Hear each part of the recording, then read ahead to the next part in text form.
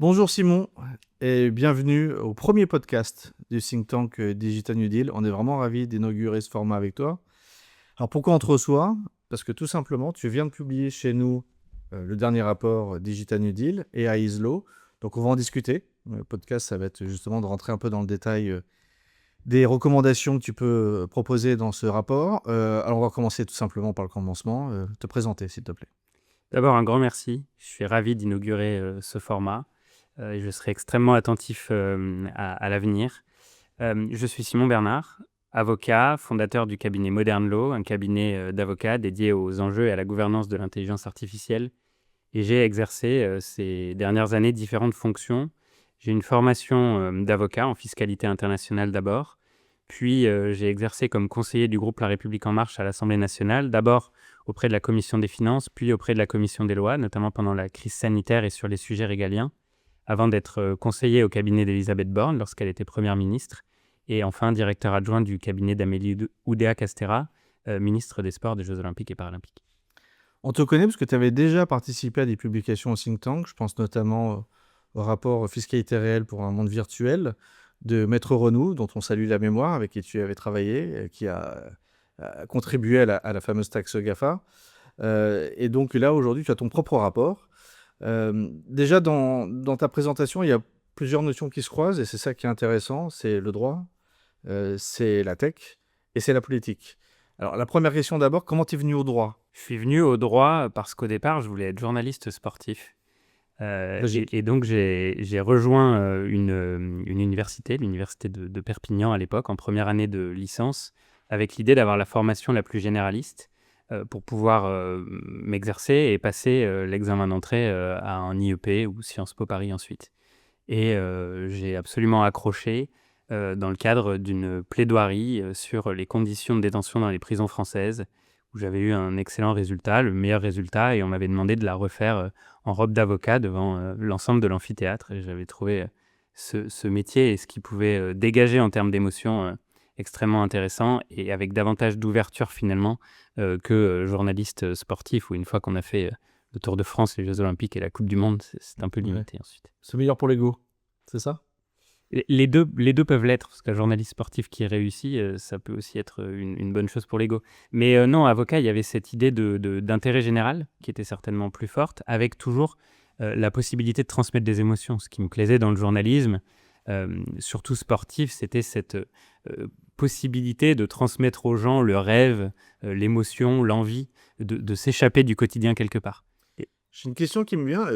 Je réalise que très souvent, il y a beaucoup d'avocats qui ont beaucoup compté dans la politique. On va pas faire la liste, y compris des présidents de la République qui ont été avocats. Si je ne me trompe pas, ils ont tous été avocats privés, civils, droit civil. Je ne suis pas un spécialiste du droit. Mais alors qu'on pourrait se dire intuitivement que c'est plutôt les juristes du droit public, qui sont plutôt sur les choses publiques, l'intérêt général, qui devraient avoir une carrière politique, même s'il y a des contre-exemples. Comment est-ce que tu expliques ça, en fait, que le droit privé puisse emmener à la politique? Je partirai d'abord par la négative, en disant qu'en politique, on voit davantage, notamment de conseillers d'État ou d'énarques, qui ont une formation davantage de publicistes que d'avocats qui viennent effectivement du droit des affaires, comme Nicolas Sarkozy, pour ne pas le citer. Je crois déjà pas tant que ça à cette distinction public-privé, notamment aujourd'hui où on a le droit constitutionnel qui est éminemment mêlé au reste, avec l'apparition en 2009 de la question prioritaire de constitutionnalité, par exemple. L'ensemble des droits me semble s'enchevêtrer. Après, il y a, je pense, une question d'opportunité beaucoup, c'est-à-dire qu'aujourd'hui, quand on est étudiant, jeune avocat, il y a aussi plus de possibilités d'avancer vite en matière de droit privé. Bon, donc le droit, maintenant la tech. On va rentrer même plus dans le détail sur l'IA, mais rentrons déjà dans le...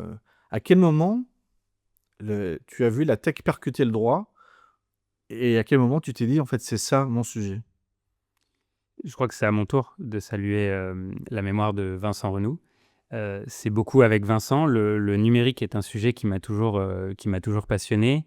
Quand j'étais pendant mes études, j'ai financé mes études en étant journaliste sportif pour un média en ligne. Donc j'avais déjà cette idée de voir comment Internet pouvait transformer les médias, transformer le partage de l'information. C'est un sujet qui vraiment m'intéressait. Mais c'est par ce rapport, grâce à Vincent, grâce à vous, sur la taxation des géants du numérique, que je suis rentré dans ces sujets. Très vite, on a regardé les sujets de blockchain également, qui permettaient de voir finalement qu'est-ce qui était transformateur, qu'est-ce qui relevait de l'outil, et d'arriver à mieux comprendre l'ensemble des écosystèmes technologiques, numériques. Et donc, c'est à ce moment-là que je me suis dit que ce fil rouge me suivrait. Et dans le milieu politique, j'ai toujours gardé ce lien-là. La taxation sur les géants du numérique est un des premiers textes dont j'ai eu la charge auprès de la Commission des finances à l'Assemblée nationale au début de l'année 2019. Après, pendant la crise sanitaire, on a eu des enjeux importants, notamment pendant le Covid, où il avait fallu convaincre à la fois de l'utilité et des garanties apportées par l'application Tous Anti-Covid, qui avait été difficile à faire accepter par les parlementaires.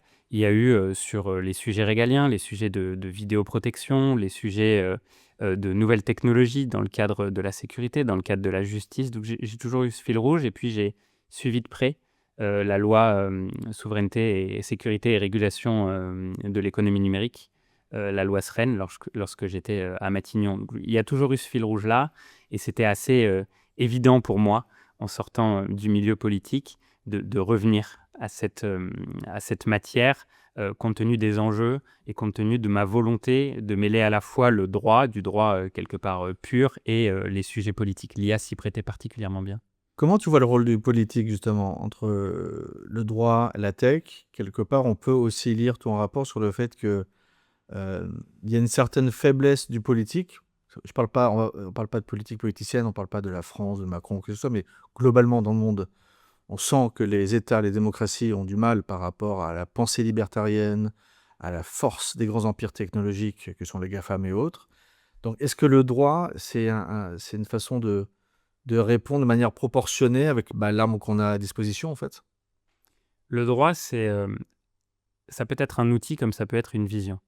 Le droit, pour moi, c'est le bras armé de la politique. Et la politique, c'est la façon de faire en sorte que des gens qui, au départ, n'ont pas forcément beaucoup de points communs, puissent vivre ensemble. Et le droit, c'est les règles qu'on va fixer de la même manière qu'on va fixer des règles du jeu dans un jeu de société, pour permettre à ces personnes qui se sont mis autour d'une table d'avancer ensemble avec un objectif commun. Le droit va cadrer pour pouvoir avancer vers cet objectif commun et faire en sorte que la partie se passe bien, et que quand quelqu'un met une carte sous sa cuisse pour la cacher, on puisse le sortir du jeu ou lui la retirer. Ou le dopage, parce que je sais que tu adores le cyclisme. Je suis sûr qu'à un moment donné, on parlera de cyclisme dans ce podcast. Ok, alors ce que je propose maintenant, avant de rentrer plus en profondeur sur les propositions de ton rapport, peut-être tu pourrais, pour cadrer la discussion, avoir les clés de lecture, que tu nous le pitches en 3 minutes, les grandes lignes, si tu veux bien. AI is Law, ce rapport, au départ, c'est une interrogation. Pourquoi finalement, pendant 6 ans, j'ai autant contribué à des textes pour réguler le numérique et l'économie numérique de manière générale, avec cette idée que nous allions permettre aux acteurs français, aux acteurs européens, de davantage peser dans le monde, et donc à notre modèle de société de s'imposer. Et dans le même temps, aujourd'hui, les acteurs se lèvent pour dire que le droit est un frein et que le droit est en train d'empêcher la France, d'empêcher l'Europe de prendre sa part et d'avoir un gros morceau du gâteau dans le domaine de l'intelligence artificielle. Et donc, qu'est-ce qui cloche pour qu'on en arrive à cet état-là ? Le premier objectif du rapport était déjà de voir, par rapport aux enjeux de l'intelligence artificielle, si pendant ces dernières années, nous nous étions totalement trompés. Est-ce qu'on peut avancer dans un monde avec une intelligence artificielle, des intelligences artificielles sans droit ? Pourquoi pas ? Compte tenu des enjeux, il était assez clair, dès la fin de l'introduction, que non, nous ne pouvions nous passer du droit, parce que l'intelligence artificielle est en train de totalement restructurer à la fois notre société, notre économie, nos entreprises.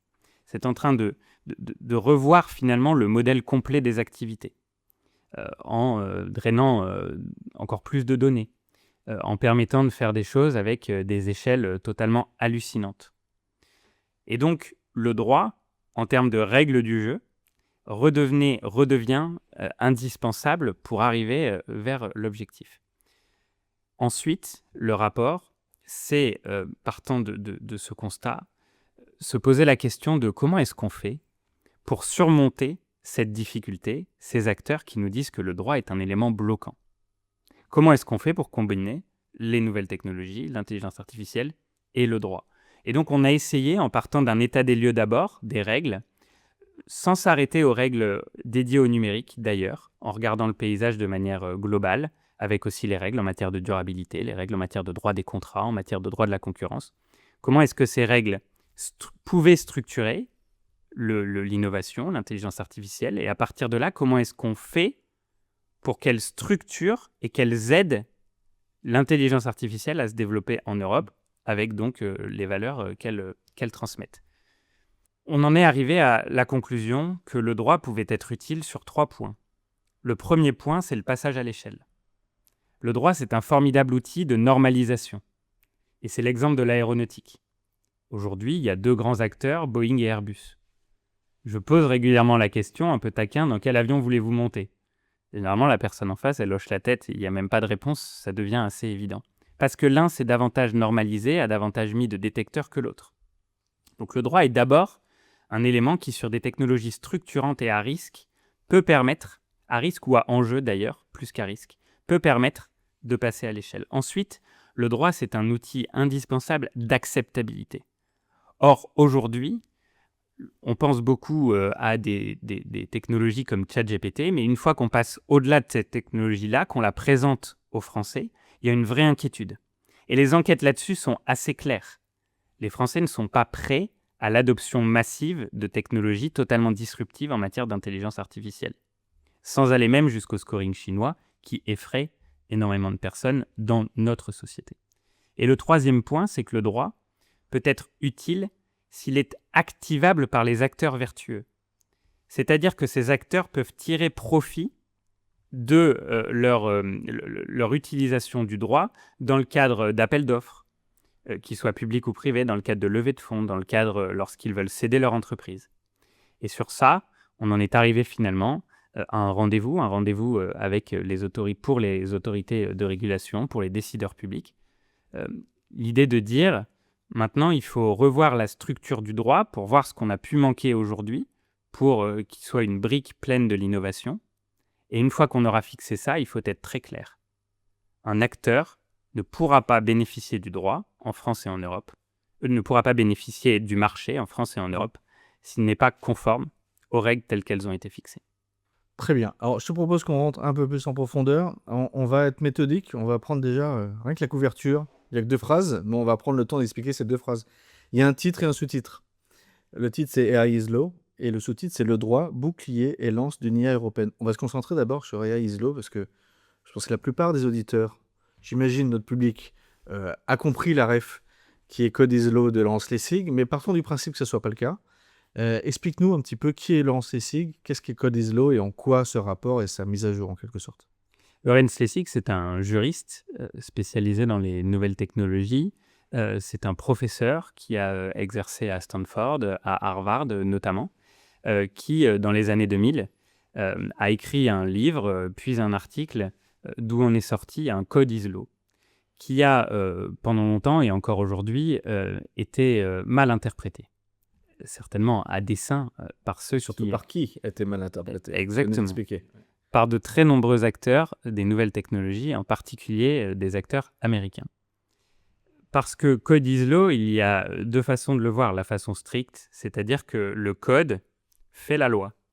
Si vous l'interprétez comme tel, c'est plutôt utile. Vous avez un professeur qui est en train de vous expliquer que le code peut faire la loi, et donc sentez-vous assez libre, servez-vous du code pour imposer votre modèle de société.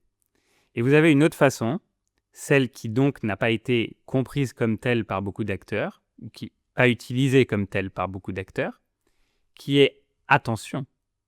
Si on ne fait pas le nécessaire, le code va devenir la loi. Et la traduction d'ailleurs de l'anglais au français rend assez clair cela, puisque l'indicatif sert souvent de futur dans la langue anglaise. Et ce Code is Law, c'est dans les propos de Laurence Lessig, au début des années 2000, c'est vraiment au début de l'ère Internet, juste avant que la bulle explose, c'est de dire il faut que les États se saisissent de cette technologie de l'information, sinon ils vont être totalement dépassés par quelque chose qui n'aura plus rien de démocratique. Ok, donc je résume avec mes mots. Ce sont les libertariens qui ont complètement dévoyé la pensée de Laurence Lessig, qui n'a pas été très challengée. C'est là où on voit la puissance comme des libertariens qu'on est en train de revivre en ce moment d'ailleurs, hein. Avec le free speech, c'est un peu à chaque fois la même mécanique. On va prendre une notion qui est grand public, on va la dévoyer, vraiment la déplacer de son sens originel, et c'est repris par tout le monde. C'est pas vraiment challengé, et au fil du temps, on se rend compte que on a perdu la quintessence et l'esprit même originel de la notion, en l'occurrence Code is Law, qu'il faut bien expliquer aux éditeurs, un vrai mantra, hein. C'est-à-dire que Code is Law, c'est repris dans le monde entier, et c'est là toute la force des libertariens, c'est qu'on ne sait plus à quel Code is Law on fait référence. Celui de Lessig, le vrai, le pur et dur esprit original, ou la traduction libertarienne. Donc, ce que l'on peut comprendre, c'est que Lessig a dit attention, le code est politique.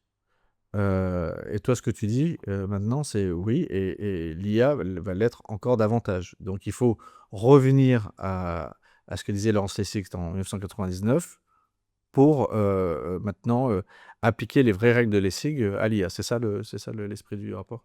Absolument. Le rapport qui aurait aussi pu s'intituler Code is Law. Mais l'idée, c'était de montrer cette distinction entre le code de l'époque et l'AI d'aujourd'hui, qui a une spécificité également, c'est que le code, à l'époque des écrits de Laurence Lessig, c'est assez clair qu'il y a un humain derrière. Alors qu'avec l'IA aujourd'hui, le code peut être le fruit même d'une intelligence artificielle. Ok. Avec toutes les questions d'opacité. Parce que si on revient à la définition même que Hobbes avait du pouvoir, c'est de dire que le pouvoir s'appuie sur la peur. Là, on pourrait dire que le pouvoir algorithmique s'appuie sur l'opacité. Donc, c'est comment est-ce que on arrive à apporter de la transparence dans l'IA. C'est ça un peu l'idée aussi. Absolument, c'est là où le code is law devenait assez naturellement AI is law. C'est qu'il fallait, avec une technologie aussi différenciante, aussi impactante que l'IA, avoir une grille de lecture propre pour l'intelligence artificielle. Et donc, on en est arrivé à finalement une actualisation de l'alerte passée à l'époque par Laurence Lessig. Il y a une citation dans le rapport qui, je trouve, est assez éclairante sur la vision que tu as, c'est « L'IA n'est pas la loi, c'est un pouvoir, il faut la rendre démocratique ». Est-ce que tu peux expliquer? C'est ce qu'on vient de dire, mais de manière plus sharp. En quoi c'est un enjeu démocratique? C'est l'idée qu'une technologie, lorsqu'elle est aussi structurante pour une société, doit laisser apparaître des valeurs qui soient celles de la société qu'elle va restructurer. Et donc, lorsqu'une intelligence artificielle est opaque, est faite par quelques-uns sans règles de gouvernance claires, avec même, dans le pire des scénarios, qui est malheureusement un scénario habituel, une vision qui n'est pas la bonne, un risque pour la société qu'elle va irriguer. En fait, on revient à 25 ans en arrière, vraiment en 99 avec Laurence Lessig, c'est-à-dire que on se souvient, surtout moi parce que je suis plus âgé que toi, que le combat qu'il y avait, c'était celui contre, une fois de plus, les mots enfermaient l'Internet libre. On ne pouvait pas être contre l'Internet libre. Et on a mis 20 ans pour comprendre que l'Internet libre, c'était pas libre. Liberté au sens où on l'entend, mais au sens libertarien, c'est-à-dire libérer des États, libérer des contraintes, libérer des lois. Donc là, en fait, la trame de fond de ton rapport, c'est de dire, en fait, il y a deux IA. L'IA des Lumières, c'est grandiloquent, mais c'est ça, c'est l'IA européenne basée sur le droit éthique, qui est vecteur de nos valeurs, et l'IA libertarienne, donc l'IA libre. Et c'est vrai que quand on formule l'IA libre, on se dit, bon, on ne peut pas être contre le libre. C'est ça leur force. C'est ça aussi le sens de ton rapport? Oui, absolument. Moi, de 1999, j'ai surtout le souvenir que l'enjeu, c'est de faire le doublé Coupe du Monde Euro de foot avec l'équipe de France. Mais aujourd'hui, c'est très exactement l'objectif du rapport. C'est de dire qu'il faut qu'on fasse très attention aux termes et il ne faut pas, qu'y compris les acteurs français et européens, se laissent piéger par des acteurs étrangers qui ont une longueur d'avance et qui ont une vision.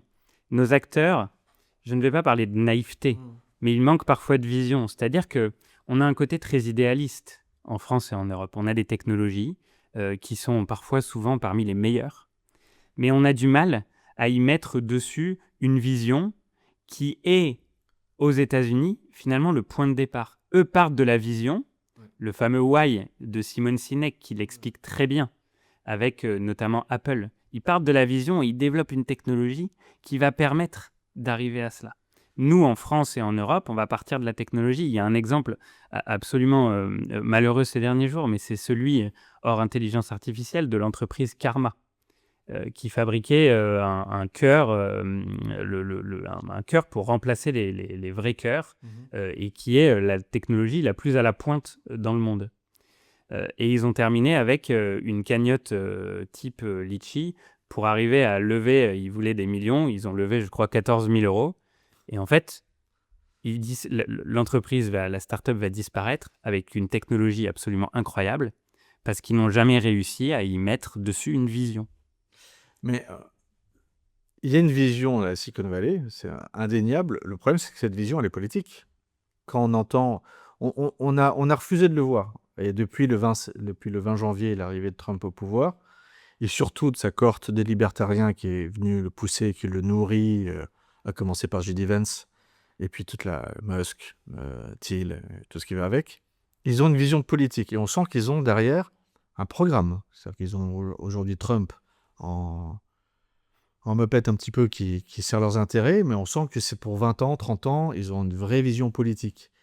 Nous, on n'a pas de vision politique. C'est-à-dire que on voit bien en France, en Europe et à peu près partout dans le reste du monde, à part les États-Unis et la Chine, d'une certaine manière, on est en train de parler de droit, on n'est pas en train de parler de politique. On parle du droit comme un bras armé de la politique, comme un outil technique. Quelle solution? Ce n'est pas quelque chose qui est forcément abordé en plein dans le rapport, mais en creux, il l'est. Comment est-ce que ça peut... La structuration du droit permettrait de structurer une vision plus politique, moins naïve.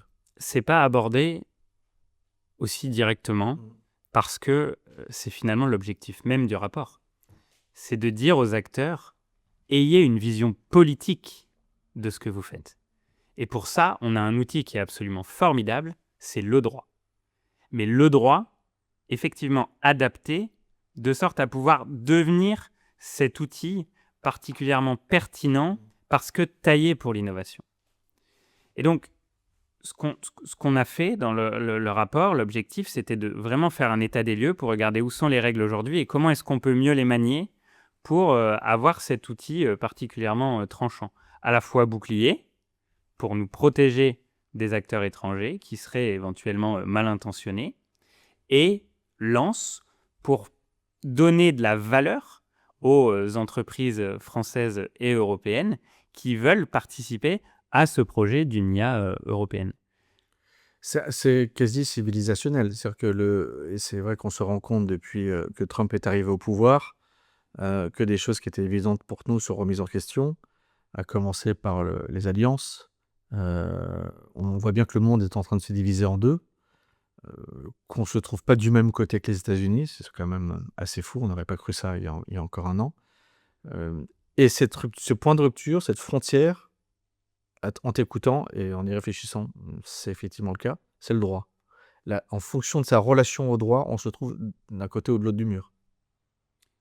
Oui, c'est effectivement le cas, dès lors que le droit traduit des valeurs. Bien sûr, ok. Il y a, à un moment donné, dans le rapport, tu dis quelque chose qui va dans ce sens qui est très intéressant. Tu dis, le droit n'est pas l'ennemi de l'innovation, il en est la garantie de son intérêt général. C'est ça, en fait, ce que tu es en train de nous raconter là. Absolument.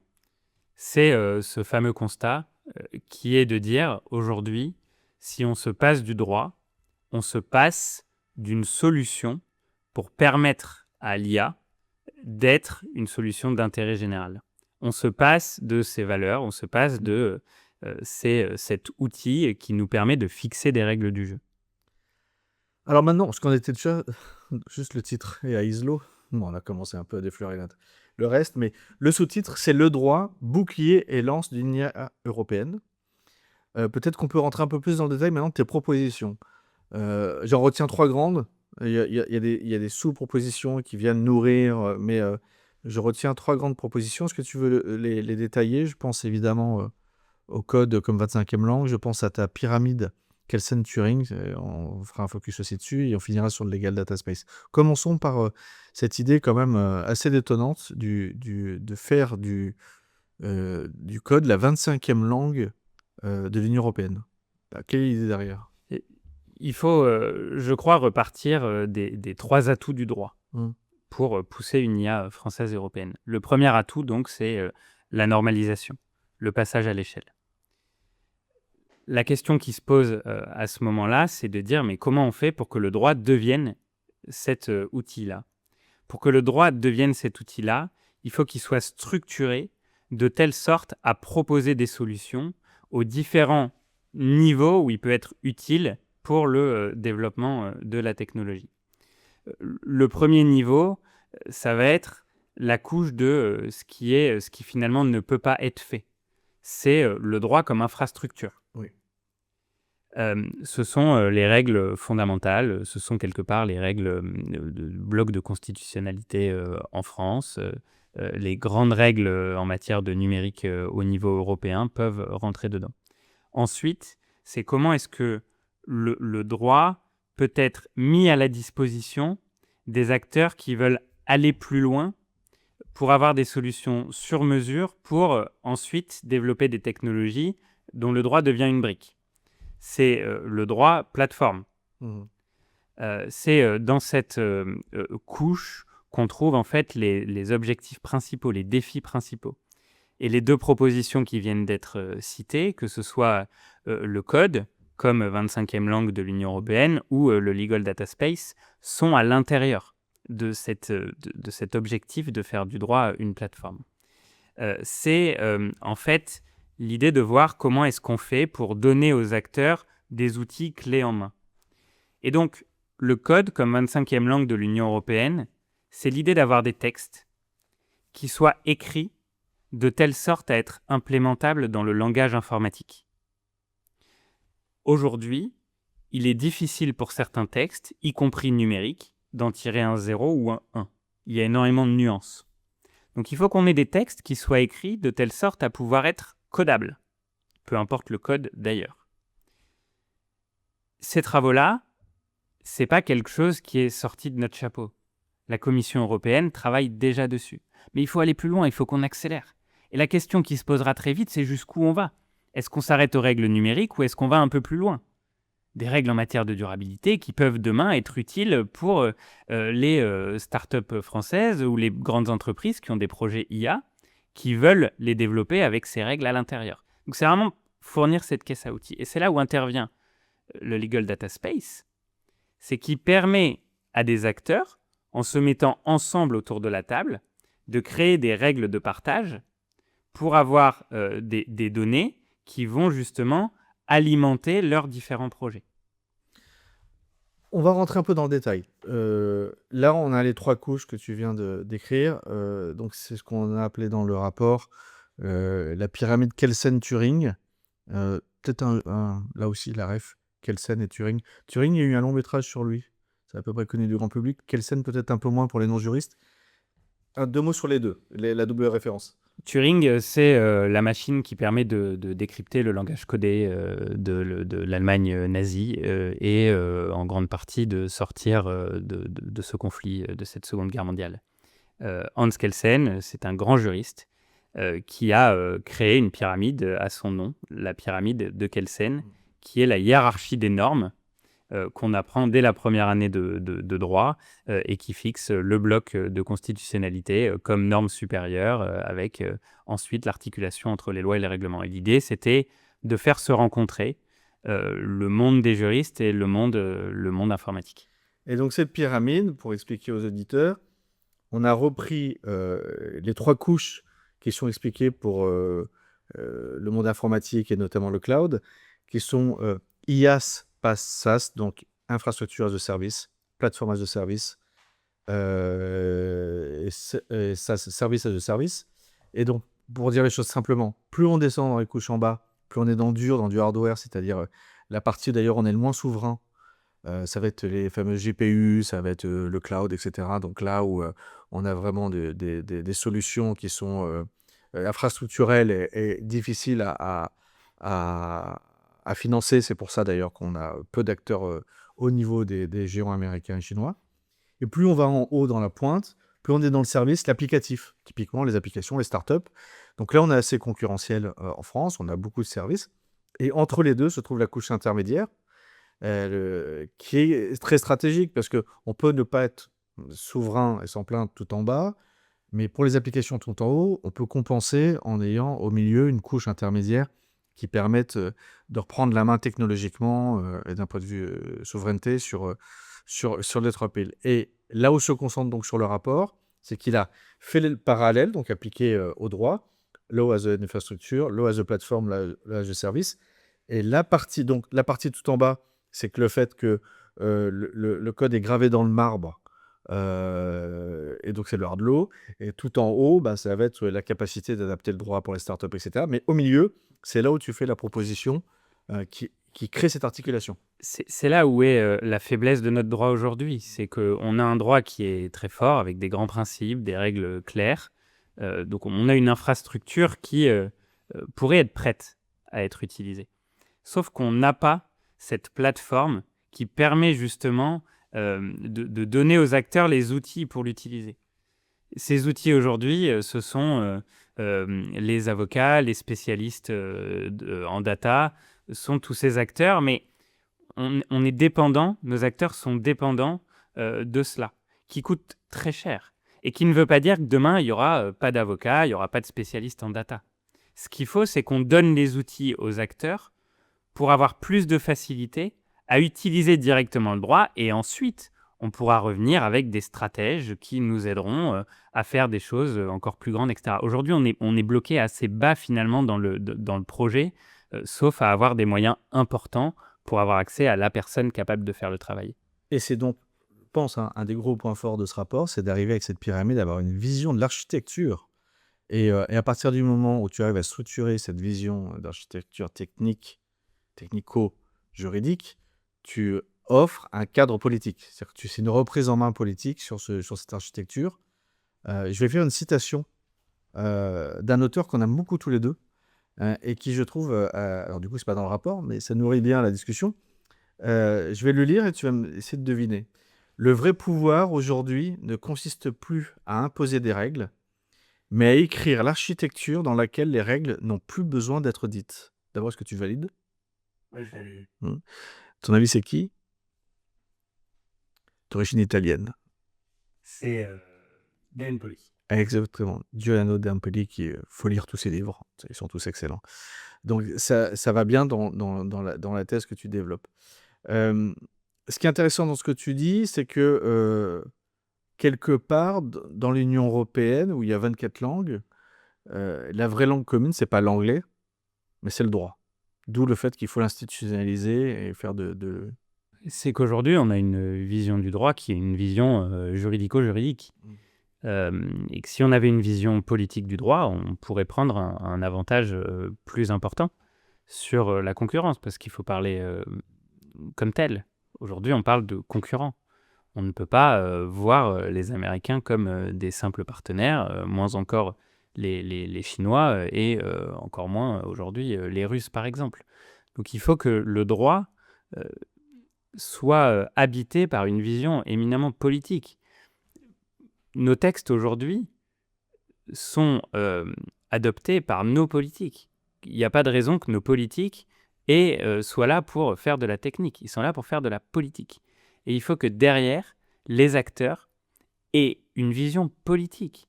Là où aujourd'hui, on a des textes qui sont faits par des politiques et qui sont ensuite appliqués par des techniciens. Mais si on vide quelque chose d'éminemment politique au départ, pour que ça devienne uniquement de la technique, on en perd l'âme.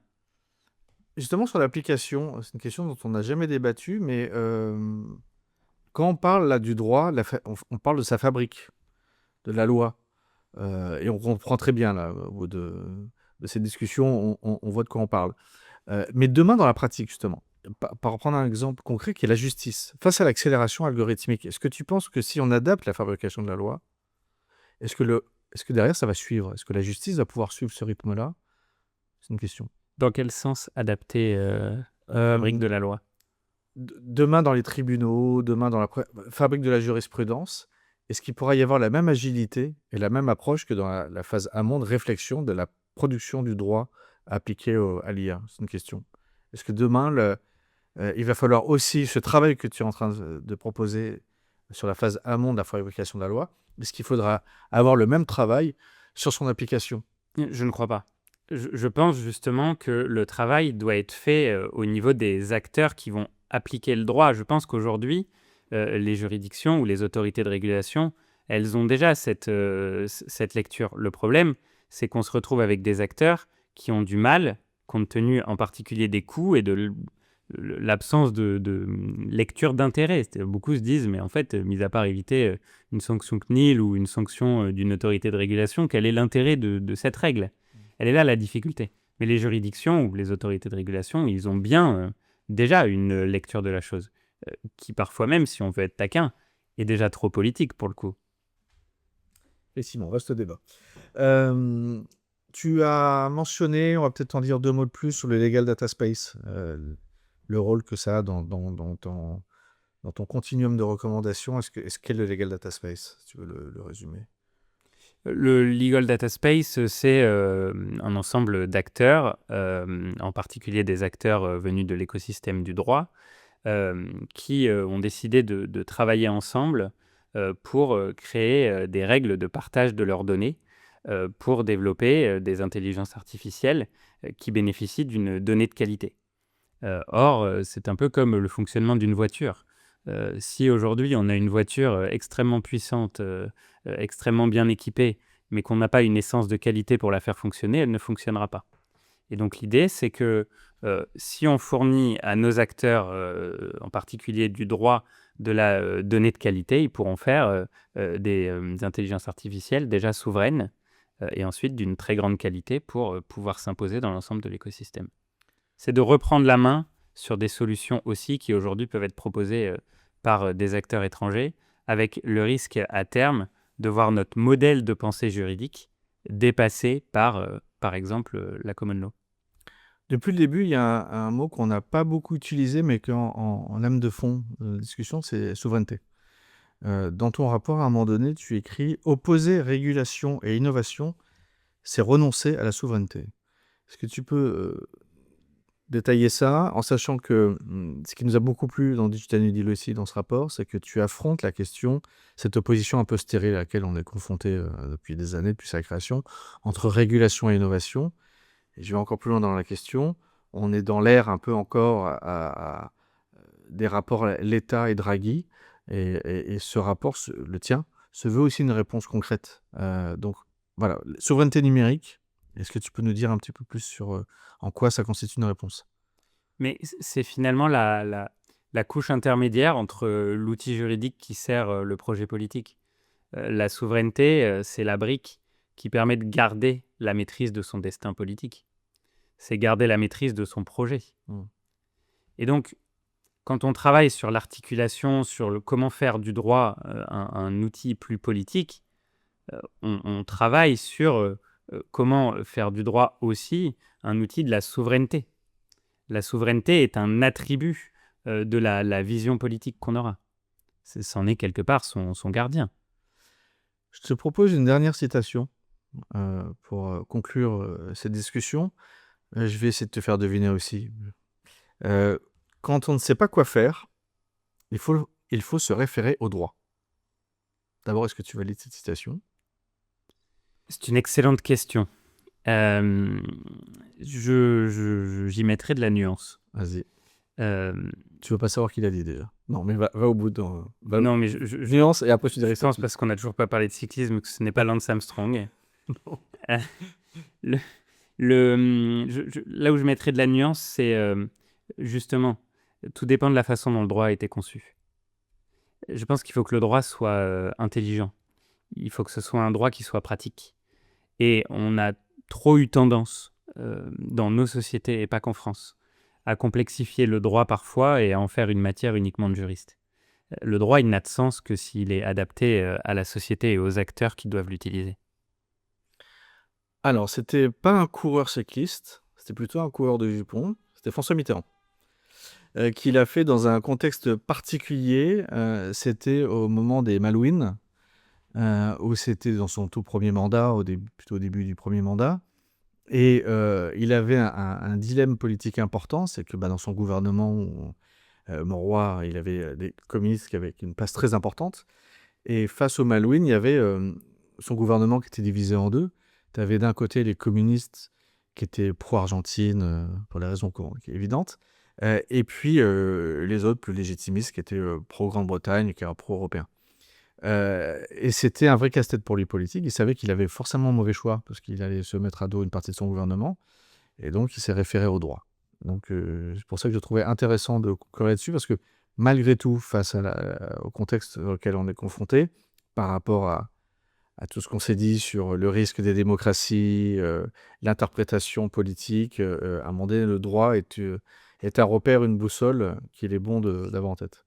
Est-ce que François Mitterrand, en changeant les règles des élections législatives avant 1988, se réfère au droit? Le droit lui en donnait la possibilité. Et il a utilisé le droit à des fins politiques. Et on sait les conséquences que c'est comme une dissolution. Ouais, je crois que la nuance, elle est vraiment là. Elle est dans la façon dont on se sert du droit. Le droit, il ne faut pas que ce soit un refuge bête ou naïf. Là, en particulier, s'agissant de droit international, je pense que les règles sont aujourd'hui plutôt bien faites et qu'elles sont une garantie. Après, j'aimerais beaucoup avoir la position de certains hommes politiques, y compris dans des ministères importants en France aujourd'hui, sur cette phrase par rapport à certaines situations internationales.